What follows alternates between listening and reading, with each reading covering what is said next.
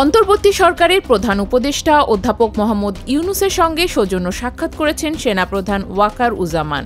রবিবার সকালে এই সাক্ষাৎ হয়। সোমবার জাতিসংঘের ৭৯তম সাধারণ অধিবেশনে যোগ দিতে নিউ ইয়র্কের উদ্দেশ্যে রওনা হবেন ড ইউনূস। অধিবেশনের ফাঁকে মার্কিন প্রেসিডেন্ট জো বাইডেনের সঙ্গে বৈঠক করবেন তিনি। গত ৩ দশকে বাংলাদেশের কোনো রাষ্ট্র বা সরকার প্রধানের সঙ্গে মার্কিন প্রেসিডেন্টের এরকম বৈঠক এটিই প্রথম। নিউ ইয়র্কের স্থানীয় সময় ২৪শে সেপ্টেম্বর দুপুরে জাতিসংঘের সদর দফতর, বাংলাদেশ ও যুক্তরাষ্ট্রের শীর্ষ নেতারা বৈঠকে বসবেন। পাকিস্তানের প্রধানমন্ত্রী শাহবাজ শরীফ সহ আরও কয়েকজন রাষ্ট্র ও সরকার প্রধানের সঙ্গেও বৈঠক করবেন ড ইউনূস। তবে ভারতের প্রধানমন্ত্রী নরেন্দ্র মোদীর সঙ্গে তার বৈঠক হবে না। রাজধানীর অদূরে শিল্পাঞ্চল আশুলিয়ায় বিভিন্ন দাবিতে টানা ২ সপ্তাহের বেশি সময় ধরে শ্রমিক অসন্তোষ চলার পর সম্প্রতি পরিস্থিতি স্বাভাবিক হলেও আবারও রাস্তায় নেমেছেন পোশাক শ্রমিকরা।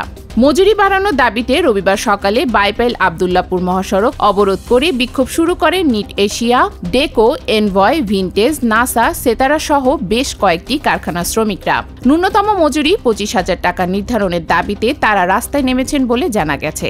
এ পরিস্থিতিতে কয়েকটি কারখানার ছুটি ঘোষণা করা হয়েছে। এদিকে হাজিরা বোনাস বাড়ানোর দাবিতে ঢাকা-ময়মনসিংহ মহাসড়ক অবরোধ করে বিক্ষোভ করেছেন গাজীপুর পলমল গ্রুপের মন্ডল ইন্টিমেন্টস লিমিটেড এবং শ্রীপুরের অ্যাস্ট্রোটেক্স লিমিটেডের শ্রমিকরা। পরিবেশ, বন ও জলবায়ু পরিবর্তন মন্ত্রণালয় এবং পানি সম্পদ মন্ত্রণালয়ের উপদেষ্টা সৈয়দা রিজওয়ানা হাসান বলেছেন, ভবিষ্যতে বন্যা প্রতিরোধে পরিকল্পিতভাবে প্রয়োজনীয় স্থানে বাঁধ নির্মাণ করা হবে। সাম্প্রতিক বন্যায় ক্ষতিগ্রস্ত বেড়িবাঁধ ও রেগুলেটর মেরামতে সরকার আন্তরিকভাবে কাজ করছে বলেও তিনি জানান। রবিবার সাম্প্রতিক বন্যায় ফেনী জেলার সোনাগাজী উপজেলায় ক্ষতিগ্রস্ত এলাকা পরিদর্শনে তিনি সাংবাদিকদের বলেন, ভবিষ্যতে বাঁধ ভেঙে যাতে বন্যা না হয় সেজন্য সমীক্ষা ও আধুনিক পরিকল্পনা নেওয়া হচ্ছে। দুর্গাপূজা উপলক্ষে ভারতে ৩,০০০ টন ইলিশ পাঠানো হচ্ছে বাণিজ্য মন্ত্রণালয়ের সিদ্ধান্তে।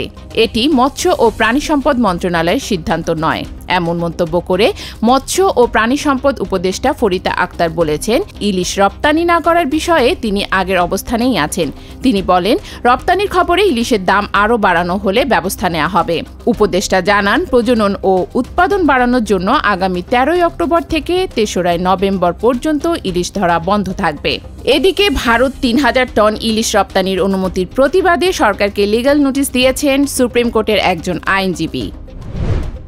জনপ্রিয় আন্তর্জাতিক গণমাধ্যম আল জাজিরা টেলিভিশনের কার্যালয়ে অভিযান চালিয়েছে ইসরায়েলি সামরিক বাহিনী। রবিবার ভোরে ফিলিস্তিনের দখল করা পশ্চিম তীরের রামাল্লায় আল জাজিরা অফিসে তারা অভিযান চালায়।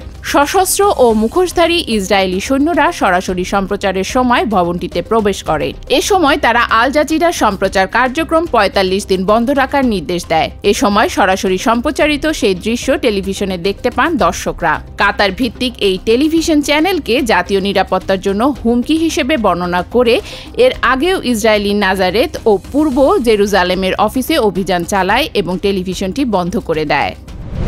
তৃতীয় দিনেই আজ পাওয়া গিয়েছিল পঞ্চম দিনে গড়াবে না চেন্নাই টেস্ট। চতুর্থ দিনেই হাড় চোখ রাঙাচ্ছিল বাংলাদেশকে। সেই সংখ্যাই সত্যি হলো। চতুর্থ দিনের প্রথম সেশনে হেরেছে টাইগাররা। বাংলাদেশকে ২৮০ রানে হারিয়ে সিরিজে ১-০তেই এগিয়ে গেল রোহিত শর্মার দল। চেন্নাই টেস্টে প্রথম ইনিংসে ৩৭৬ রানে অল আউট হয় ভারত। জবাবে ১৪৯ রানে গুটিয়ে যায় বাংলাদেশ। ২২৭ রানের লিড নিয়ে ব্যাট করতে শিবম গিল ও ঋষভ পন্থের সেঞ্চুরিতে ৪ উইকেট হারিয়ে ২৮৭ রানে ইনিংস ঘোষণা করে ভারত। বাংলাদেশের সামনে লক্ষ্য দাঁড়ায় ৫১৫ রানের, কিন্তু নিজেদের দ্বিতীয় ইনিংসে ২৩৪ রানে অল আউট হয় বাংলাদেশ।